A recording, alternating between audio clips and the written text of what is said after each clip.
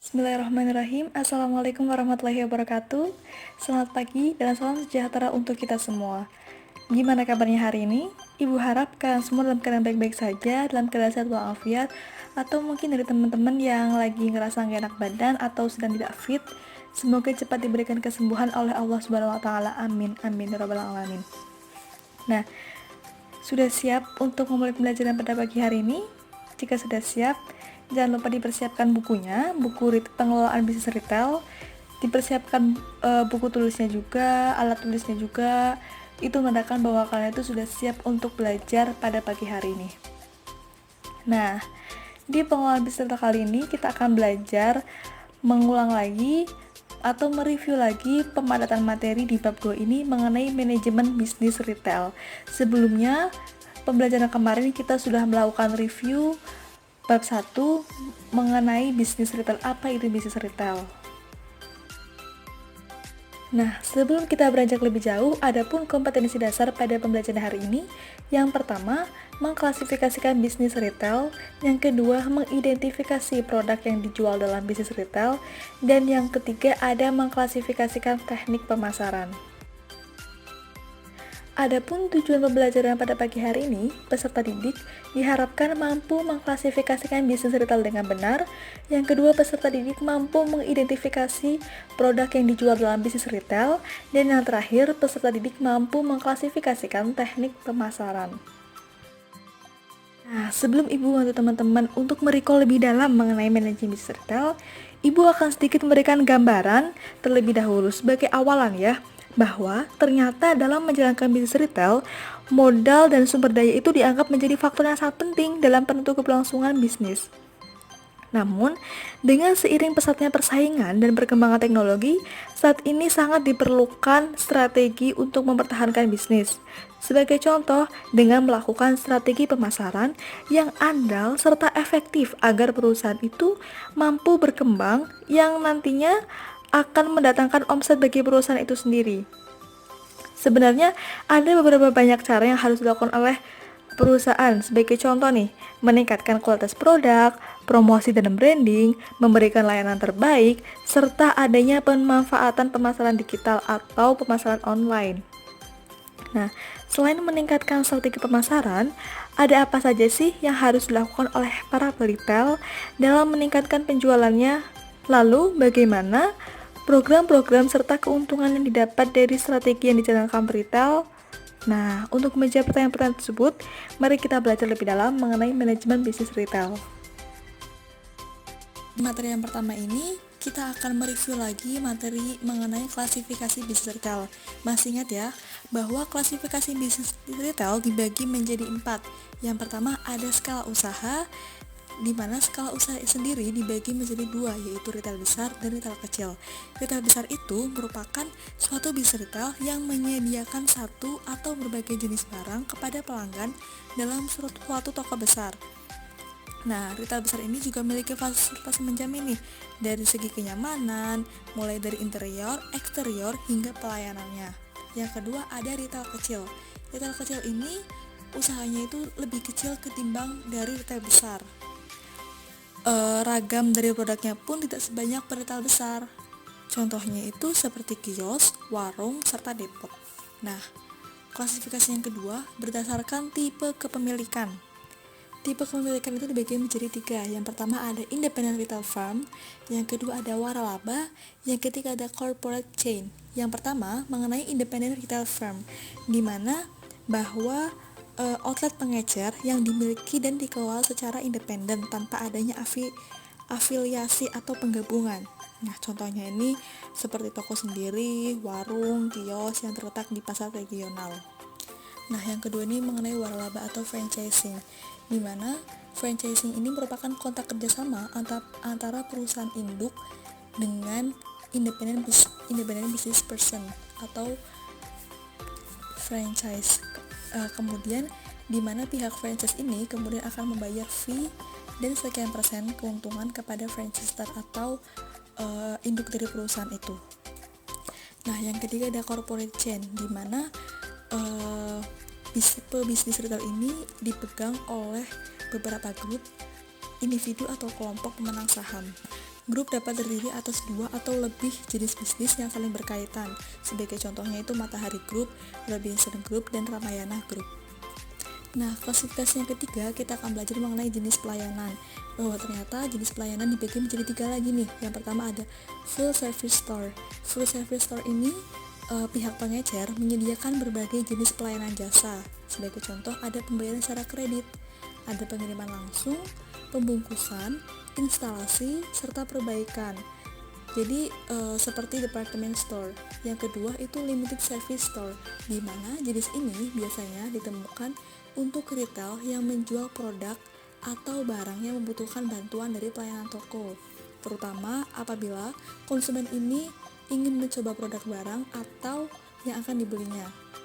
Sebagai contoh, pakaian pria atau wanita, sepatu, aksesoris, dan lain sebagainya. Dan yang ketiga, mengenai self-service store. Jadi bentuk pelayanan ini berupa pemilihan langsung produk oleh konsumen. Jadi ada pengelolaan biasanya itu memasang display. Sebagai contoh itu saat kita berbelanja di Alfamart, Indomaret, atau department store yang lain. Dan klasifikasi yang terakhir, kita akan belajar mengenai ukuran outlet. Dibagi menjadi 5. Yang pertama ada minimarket, dengan ukuran itu kurang lebih 400 meter persegi, supermarket 400 sampai dengan 5000 meter persegi, hypermarket di atas 5000 meter persegi, department store di atas 400 meter persegi, dan yang terakhir ada perkulakan, itu di atas 5000 meter persegi. Lalu produk apa aja sih yang dijual dalam bisnis retail? Yang pertama ada service retailing. Service retailing ini dibagi menjadi tiga jenis. Yang pertama ada rented good service, yaitu layanan penyewaan barang, di mana jenis retail yang menyewakan barang atau menjual jasa dan kepemilikan terhadap barang tersebut tetap berada pada tangan peritel. Contohnya itu ada penyewaan apartemen dan rental mobil. Yang kedua ada own good service atau layanan barang pelanggan, di mana jenis retail ini akan memberikan pelayanan jasa untuk perbaikan atau modifikasi. Contohnya itu ada bengkel sepeda motor dan reparasi komputer. Yang ketiga ada non good service atau layanan bukan barang. Jadi jenis retail ini menawarkan jasa personal seperti ada tukang cukur, pengasuh bayi, sopir travel, dan tour guide. Dan jenis yang kedua itu ada product retailing. Product retailing ini terbagi menjadi 3 jenis. Ada toko serba ada. Nah, toko serba atau toko serba ada ini merupakan perusahaan eceran yang menawarkan pakaian serta peralatan rumah tangga dalam pengelolaan bisnisnya. Toko serba department store memperkerjakan sedikitnya kurang lebih 25 orang. Nah, yang kedua ada catalog showroom. Jadi sistem belanja ini sangat berbeda, yaitu dengan pemakaian belangko pemesanan. Hal ini karena barang-barang yang ditawarkan itu hanya berupa display atau contoh. Dan yang ketiga ada food and drug retailer. Retail ini menawarkan produk berupa makanan serta obat-obatan yang terbagi menjadi 3 jenis. Ada pasar swalayan atau supermarket, ada convenience store yang bukanya itu 24 jam, dan yang terakhir ada combination store. Nah, yang terakhir kita akan mengulas mengenai teknik pemasaran dari bisnis retail, di mana teknik ini terbagi menjadi 2, ada in-store retailing, dan yang kedua ada non-store retailing. Nah, kita akan bahas lebih dahulu mengenai in-store retailing. In-store retailing ini yang pertama ada specialty merchandiser, yang dimana terbagi atas 3. Yang pertama ada single line store, dimana menawarkan satu lini produk barang dagangan dengan beragam pilihan yang disediakan. Contohnya toko buku yang menyediakan berbagai jenis buku tentang pemasaran yang berasal dari berbagai penerbit. Yang kedua ada limited line store, menawarkan pilihan yang lebih sempit atau lebih sedikit dibandingkan dengan single line store. Contohnya, toko roti dengan berbagai jenis roti dan berbagai merek. Yang ketiga dengan specialty shop atau menjual barang khusus yang berfokus pada beberapa jenis barang tertentu. Contohnya itu toko mainan anak.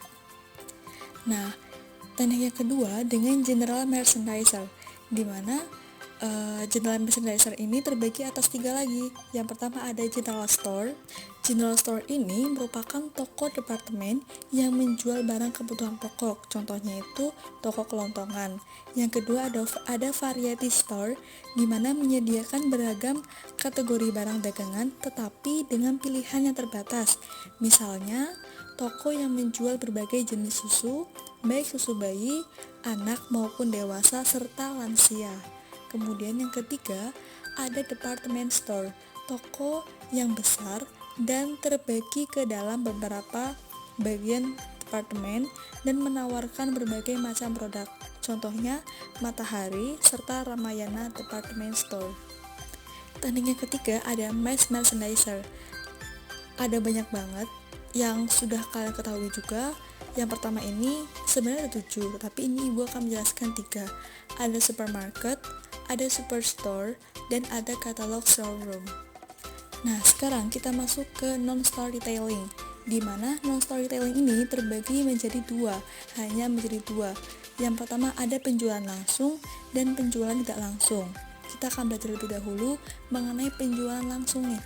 Penjualan langsung itu melayani penjual secara langsung serta cepat kepada konsumen untuk keberlanjutan hubungan dengan konsumen.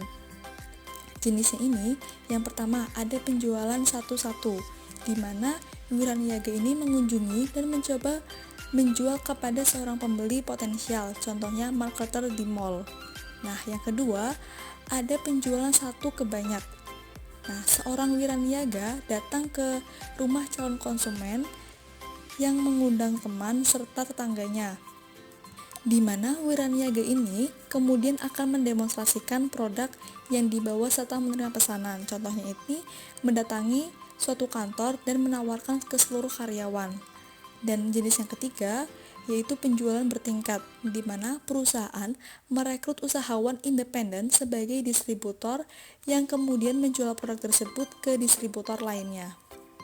Dan yang terakhir, penjualan tidak langsung, di mana penjualan tidak langsung ini menggunakan media seperti surat, telepon, televisi, serta internet. Jadi, teknik pemasaran bisnis retail ini bisa dilakukan melalui store retailing dan non-store retailing. Wah, sudah di penghujung akhir nih. Jadi, pembahasan materi di bab 2 ini atau manajemen bisnis retail ini sudah selesai. Kita sudah belajar mengenai klasifikasi bisnis retail, mengidentifikasi produk yang akan dijual, terus kita sudah belajar menjelaskan teknik pemasaran juga. Ibu harapkan anak-anak itu nantinya bisa lebih paham materi mengenai bab 2 ini. Jadi pada saat ujian sudah ngelotok di otaknya kalian, sudah paham mengenai bab 2 ini, dan kalian juga sudah merecall lagi mengenai bab 2 ini.